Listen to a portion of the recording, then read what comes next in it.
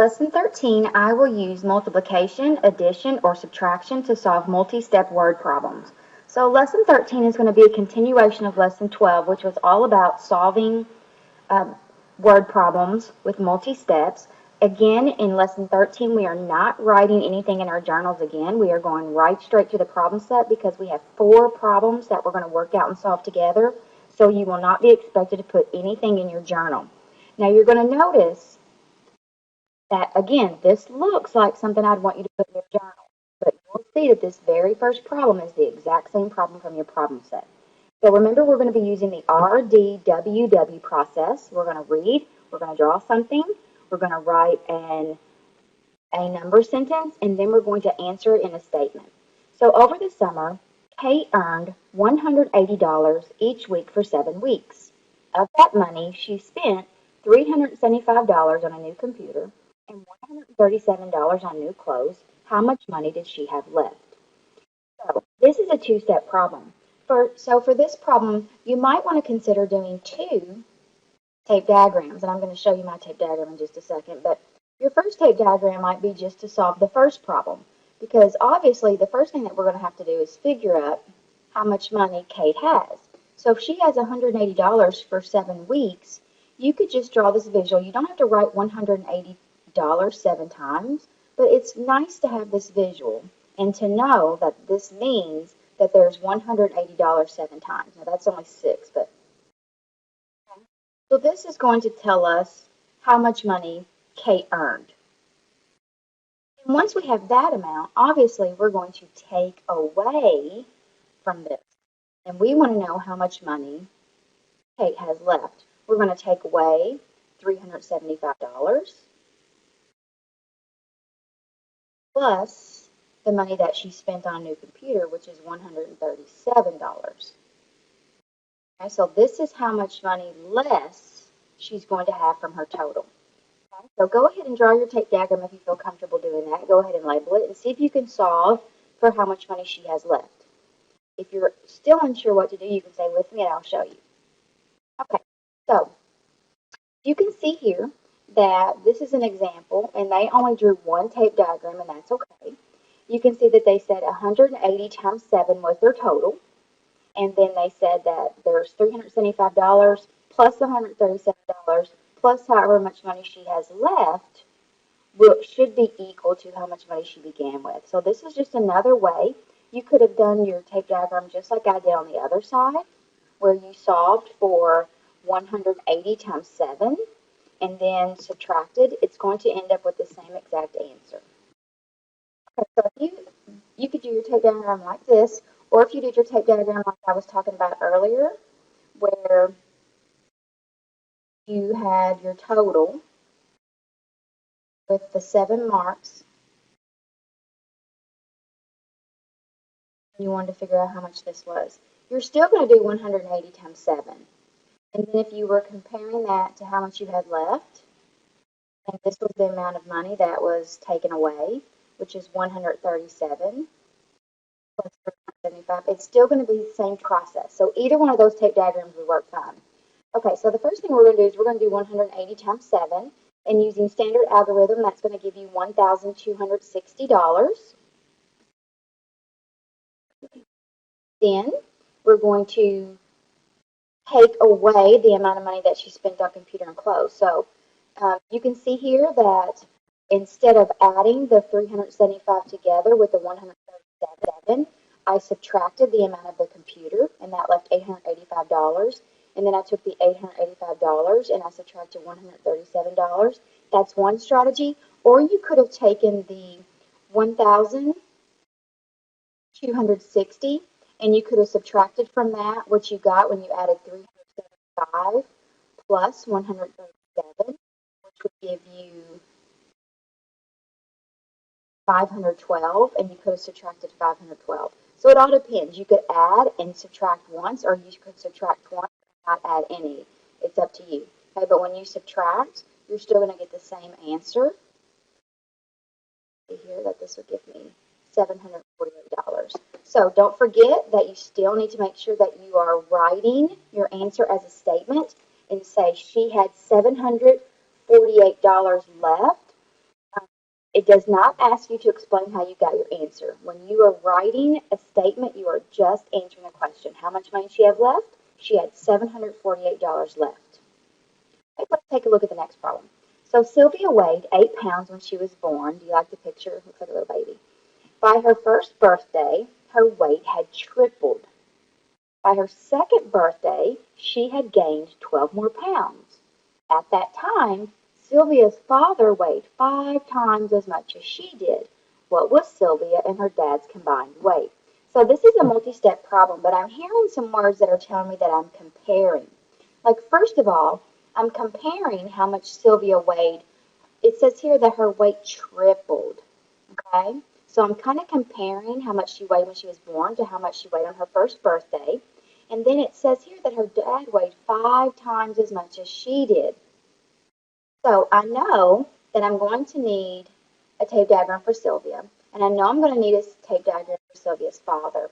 So if she weighed 8 pounds and that tripled, I wouldn't necessarily need to put that in my tape diagram. I know that 3/8 is 24, so I could go ahead and just say that Sylvia weighed 24 pounds, or if you feel more comfortable, you could always just do 8, 8, and 8 because it tripled. And then it said that she gained 12 more pounds. So I'm going to put another 12 pounds here. So I need to figure out what all this is.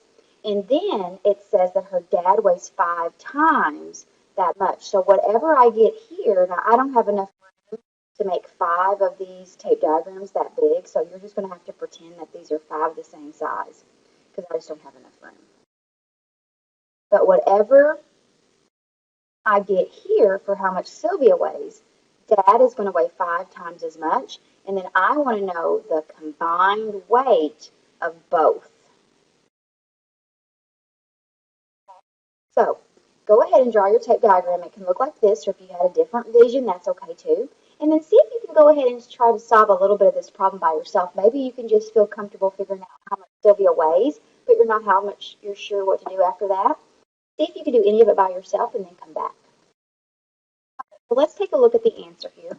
And you can see that here is Sylvia's weight, and you can see that I kind of skipped the step of doing 8 times 3. I knew 8 times 3 was 24, so I just went ahead and did 24 and 12. So Sylvia weighs 36 pounds, so each of these would represent 36.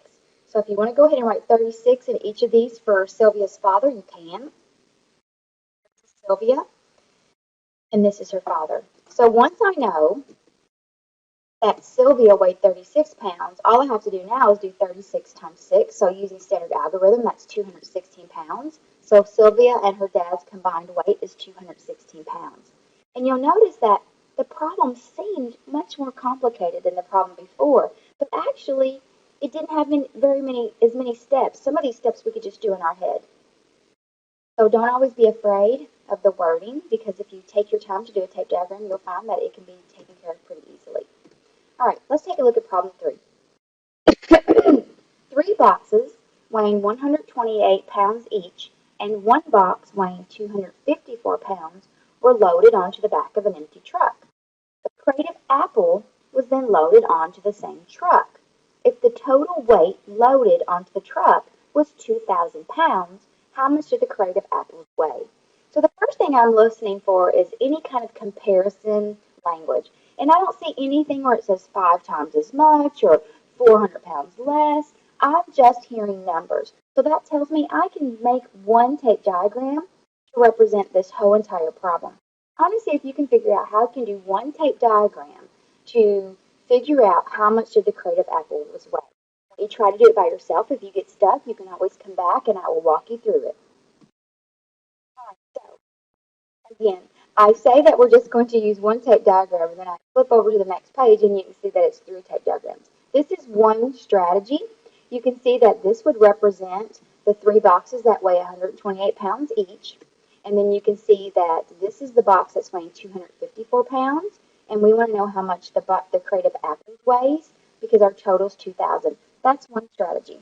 I also could have done this. So if you made your tape diagram like this would be perfectly fine. I hope yours is a little neater than mine. But I could have said 128, 128, 128, like this. And then I could have made another box that was 254.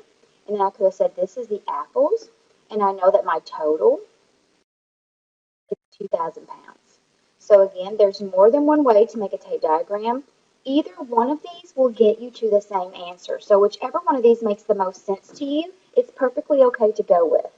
All right, so first of all, we have to figure out what all of these together equal. So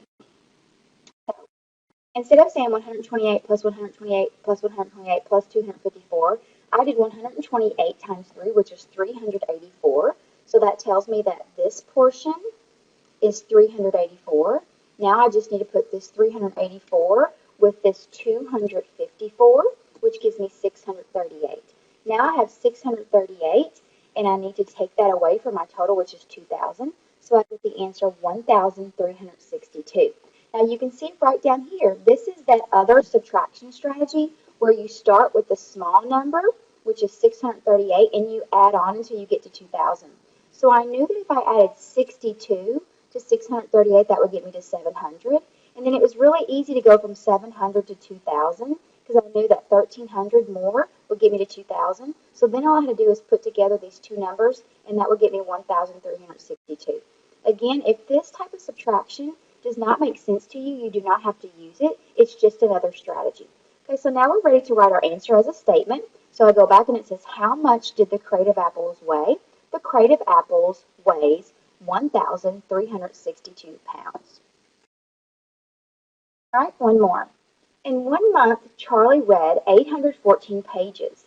In the same month, his mom read 4 times as many pages as Charlie, and that was 143 pages more than Charlie's dad read. What was the total number of pages read by Charlie and his parents? So I'm listening for some comparison language, and I heard 4 times as many. So anytime I hear 4 times as many, that tells me that it would be better if I drew my tape diagram as 3 separate tape diagrams. So if you feel like you know how to go ahead and set this up, go ahead and do it. If not, you can stay with me and I'll kind of walk you through it. All right, so Charlie read 814 pages. So I'm going to start with Charlie, and he has 814 pages. And then his mom read 4 times as many. So that's going to be 4 814s.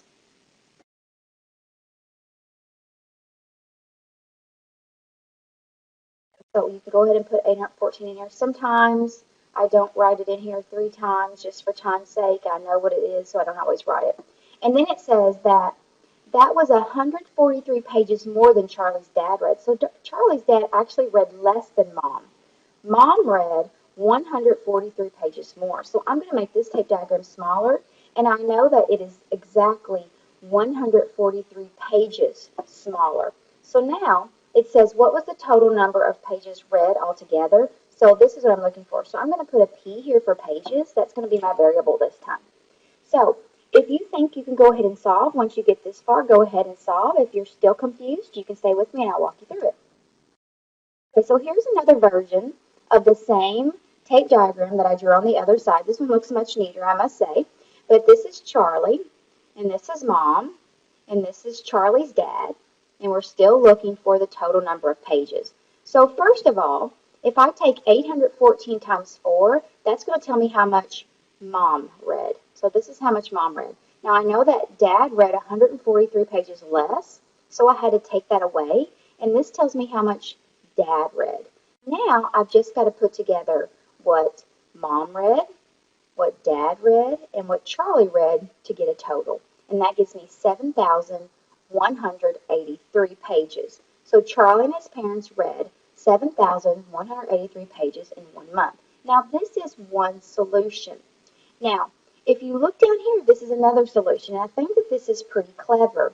If you think about Mom and Dad almost read the exact same amount. So if you kind of did like this, you could say that this is 1, 2, 3, 4, 5, 6, 7, 8, 9, 814s. So you could do 814 times 9, which gets you 7,346.